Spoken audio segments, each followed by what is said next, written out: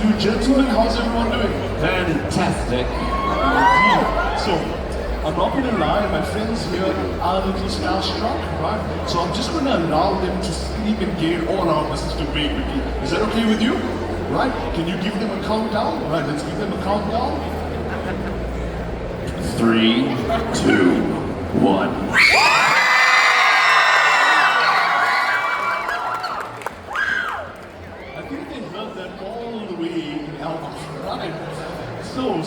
So, let's have this conversation, right?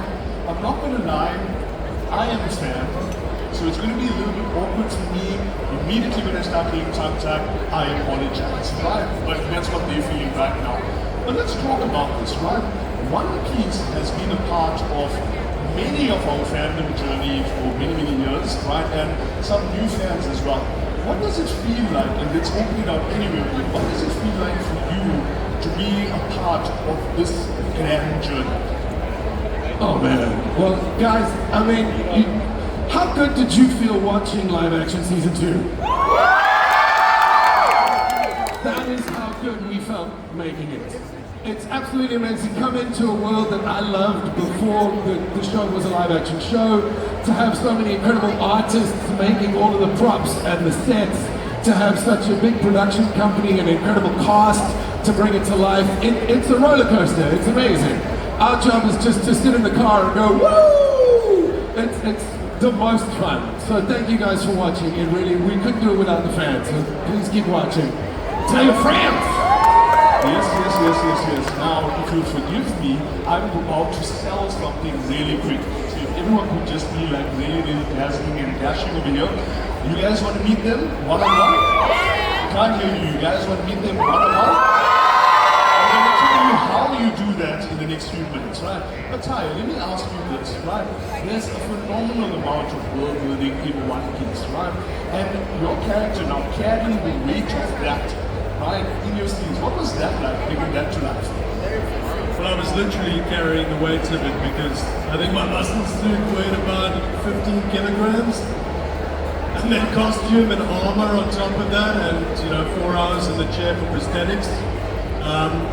But in terms of carrying the weight of the character and the world building, it was really easy to do because the whole team that surrounded us were completely in it.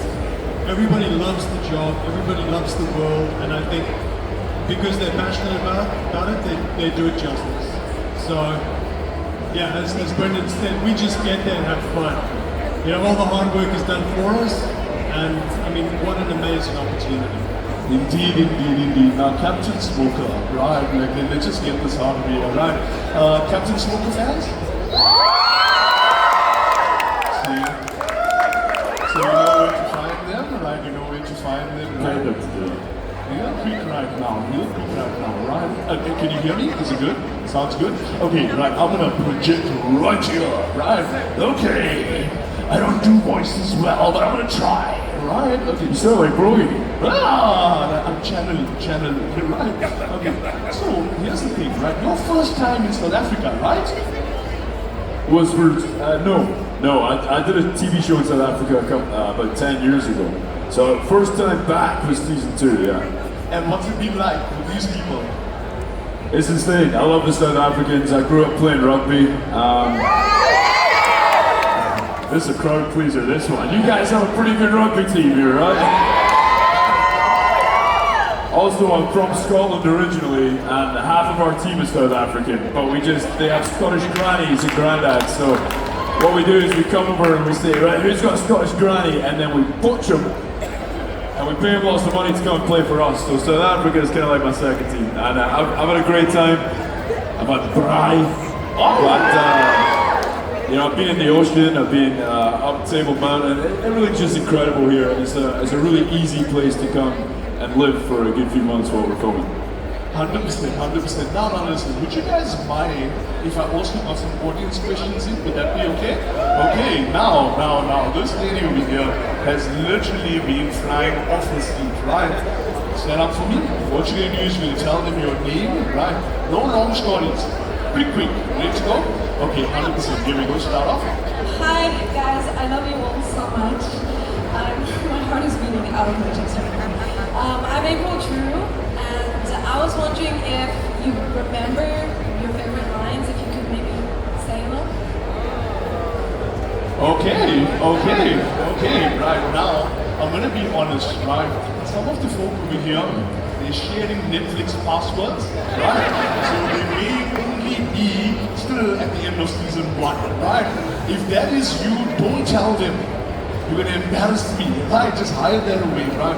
But what we're gonna do is for some new fans, because here at Comic-Con Cape Town, for some of them it's their very first exposure to One Piece, of the One Piece world. So if you wouldn't mind, for context, your character and their deadline, would that be okay? Would you guys love that? Okay, now we're gonna make a memory out of this. So I'm gonna record this, and you guys are gonna record this as well, right? So here we are at Comic-Con Cape Town with the cast of Netflix's One Piece. Make some noise, gentlemen! Yes. Now here's what we're gonna do. We want to give you the full live experience, and what we're gonna do is we're gonna hear some of the lines, right? You guys ready to make some noise? Okay, now I'm gonna pretend to be a director, right? I'm gonna give you the scene. The scene is ridiculously thirsty South African fans. Because water is expensive in Cape Town. I don't know what you're thinking about, right? Water is expensive, and now you have to deal with the hordes and the massacres and action. Hi guys, how you doing? So good to have you all out there. First of all, thank you so much for your support. Obviously, all of us are blown away by the support that we've had. In terms of One Piece, if this is your first experience, well, we're in for a hell of a ride. Alright, my name's Alan Fowlis, I am Mr. 11, part of the Baroque Works agents. We like to cause a little bit of trouble. That's right, Baroque Works, baby, go on! Unfortunately, I don't win all my fights, but one of my favorite lines from the show is Toshigi asked me about the name of the sword, and I'm like, well, how about Walter? Make some noise, everybody! Alrighty, greetings and salutations. The name is Marshall and I play Brooke.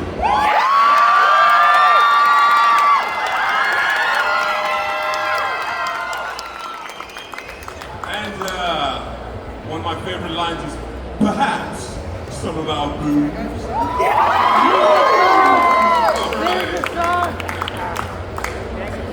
What's up, y'all?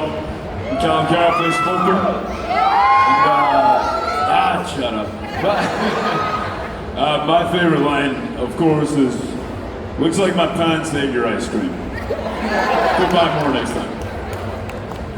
Hey guys, I am Liam Hughes and I play the role of Bartolomeo.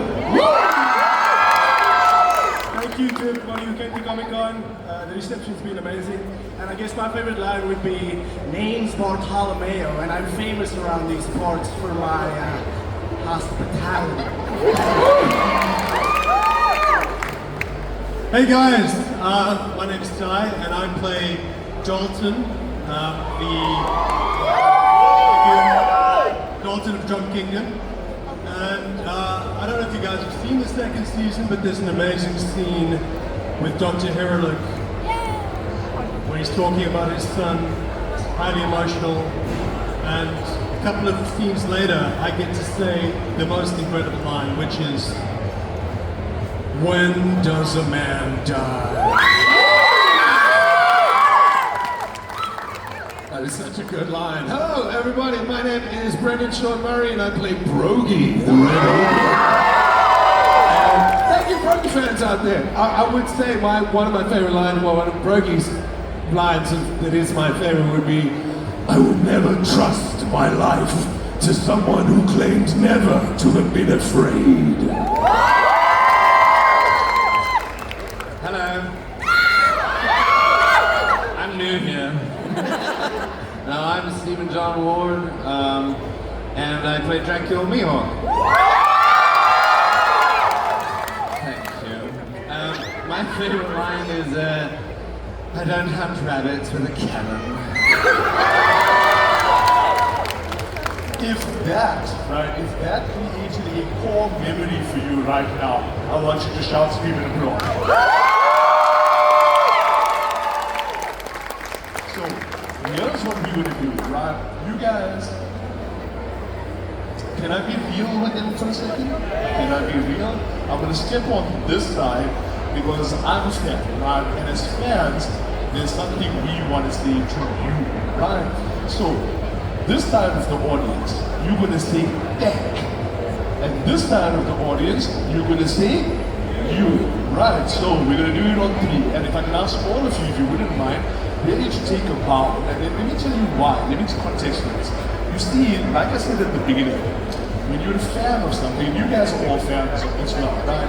The thing is, in your mind's eye, you have an idea of how things will look, how things will sound, and then, especially when you see people that grew up like you, right? People who have dealt with load shedding, people who have dealt, and you dealt with this too, now you know what it's like, right? People who have dealt with the traffic here in Cape Town, and people, it's okay, calm down, it's okay, we're all friends here, right? And people who just love Gatsby's, right? Right! You guys have all eaten the Gatsby, right? You haven't taken them for the Gatsby. You've had a Gatsby? What's a Gatsby? What's a Gatsby? Okay, I'm Victoria brew. No. Brew. Dude, what kind of? Dude. I said I'm from Victoria, I'm not Afrikaans. Okay. But my friend, a Gatsby is a whole new meat delivery system. Like a Gatsby, you can share it with your friends, you can have it on your own. I've taken Gatsbys to music festivals and eaten a quarter each day just to keep myself alive. Gatsby is the business. You just take the whole cow to where we're going. You know what? He could probably rally it up for you, right? Nashville. So, okay, so I'm gonna break it down for you real quick, right? So a Gatsby is, think of a loaf of bread about this big. No? Like a really long roll, like a hot dog roll, like as long as your arm. It's filled with steak. If you agree with this, say yes. It's filled with steak. My style is steak. It's filled with cheese. It's filled with love. It's filled with some other sauces we're not allowed to tell you about because it's South Africa. It's filled with chilies. Right? No? Okay, I don't know where you buy it from, but chin-up chips, right? And then, as if that wasn't enough, it has one fried egg. Right, okay, so we're gonna go for lunch after this, right? Now that I got you hungry, my friends, here's what I want you to say. You know what you say? This side's dying up, what do you say? And you say? And you say? Louder, and you say? And you say? And you say? Right. My friends, all we really want to say is just thank you, right? What you do in your work is that you make it real. And because One Piece is so full of foreshadowing, right? We know that, you guys are working on season 3 now. Let me just wrap it up. Is there anything you are allowed to share with us? Anything at all? You're sure right. I think best way to keep up with the show is follow all the social media channels, all the bloggers, all the press, Instagram, YouTube. But I mean, I can say that it's one of the best teams I've ever worked with, and if they're working on season 3, I know they're going to be doing a good job. So just keep your eyes peeled, and there will be news sometime. Okay, I tried for you guys, I tried. Right, okay. So, with your permission, may we have 2 more audience questions? Would that be okay? Okay, right, I am allowed to take a couple more. I'm going to ask this person, stand up for me. You're going to tell them your name, and then you're going to ask your question, right? Hello, my name is Asit, nice to meet you all. I have a very interesting question. How far would you like the adaptation to go as we're seeing One Piece going into Alba? All the way to Elbath. All the way to Elbath and beyond. Like whatever's going to happen in this week's chapter with Moon and Loki and Luffy, I want to see where that goes. I want to go back to the red line. I want to see the whole thing. I want to see Laboon again. That's how far I want the live action to go. Justice for Laboon. I just want to say, justice for Laboon. Right? You have a question, my dear. You can stand up for me. You know what to do. Your name and your question, right? Hello, my name's Anna Marie. Thank you guys so much for making the live action brilliant. With the later seasons coming on, you guys have been working with special effects. So how has this process been? Have you guys been feeling ridiculous, or are you enjoying yourselves? You know what, with that question, because everyone has a different... The special effects are insane, but you're right, it feels ridiculous because when you're on set, you can't see any of them. So for me, it's smoke, and I'm just kind of standing there like... you know? But the more you... Everyone there just wants it to be as awesome as it can possibly be. And I think the more that you give the special effects team that get that footage afterwards, the more they can do with it.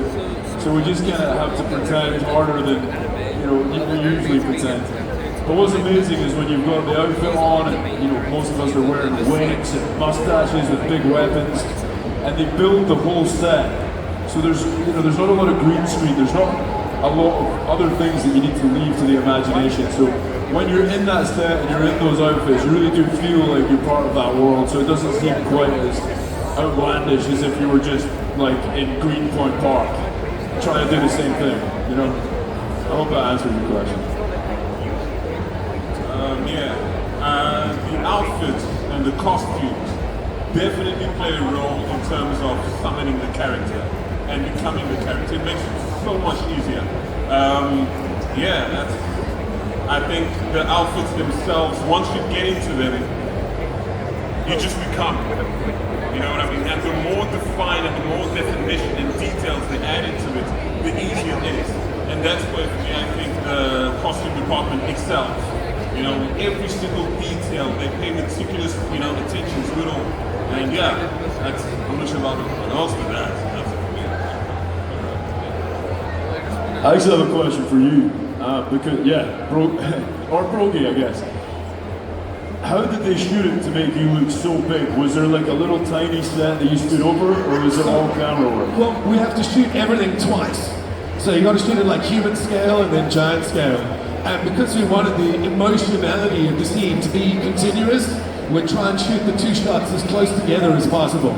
So like when we're on the boat and I'm asking Nami like, do you have any ale? You know, I'm literally sitting there in the trees. They're acting up to a balloon that's roughly like my height times 10. And then we'll as soon as we finish the scene, we'll rush over to like the backlines. They've got some trees in front of me and I'm wearing like 25 kilos of armor and they've got a blue screen behind me and I'm acting to like a tiny little, like this big is Nami and Usopp's a little larger. And I'm acting to them. But Emily and Jacob are standing like right out of earshot there, giving their lines, giving it their all. So it was an incredible experience to be so held, like it was such an ensemble thing, to try and make one scene that you have to shoot it twice. But yeah, it was absolutely incredible, man. Sitting in that cave, it was so small, I couldn't really stand up and turn around inside of it. It's like literally it fits inside a lift. And then I step outside of the cave, and there's their version of the cave, and it's 5 stories tall. They're running around, they've got a whole valley there. It's crazy. So now I'm hiding in the alley going like, you know, oh yes, you're the Lord of Destruction. And he's telling me the story about the wall monster. And then 5 minutes later, I got to sneak into my little cave and they put me in and I'm trying to act to a little Usopp, but it's in the frame. So they moved him out of the frame and I'm going to be acting to like where the Usopp thing was. But then Jacob is literally standing right here doing this full wall monster thing. It is so hard not to look there. But at the same time, I think it made such a beautiful thing. It's called shooting both sides of the coin. But you literally, we did it practically. Their scale, my scale, their scale, and they were comping it in real time, going like, where's the eye line, does this work? It's a whole bunch of mathematics, but that camera department knocked it out the park.